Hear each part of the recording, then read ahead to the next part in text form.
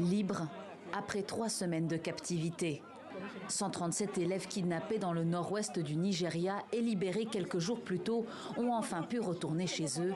Des retrouvailles très attendues et chargées d'émotions pour leurs proches.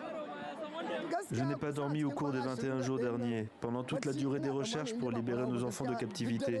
Le jour et la nuit étaient remplis de chagrin et de tristesse jusqu'à ce que je revoie mes enfants. Âgés de 8 à 15 ans, les enfants ont été enlevés le 7 mars par des hommes armés qui avaient attaqué leur établissement scolaire dans le village de Kuriga.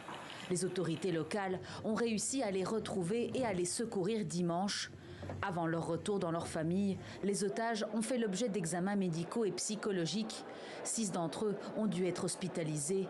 Beaucoup évoquent les mauvais traitements subis pendant la captivité. Nous n'avions que 2 repas par jour. Les bandits nous battaient avant que la nourriture ne nous soit donnée. Ça a été très difficile de survivre. Notre professeur, M. Aboubakar, est mort à cause des coups et des gifles qu'il a reçus. Les kidnappings de masse sont fréquents au Nigeria, pays le plus peuplé d'Afrique, où les bandits, adeptes des enlèvements contre rançon, ciblent régulièrement les écoles, les lieux de culte ou les autoroutes. L'enlèvement de ces élèves constituait l'une des plus importantes attaques de ce type depuis des années. Il a déclenché une opération de recherche de grande ampleur et un tollé national contre l'insécurité au Nigeria.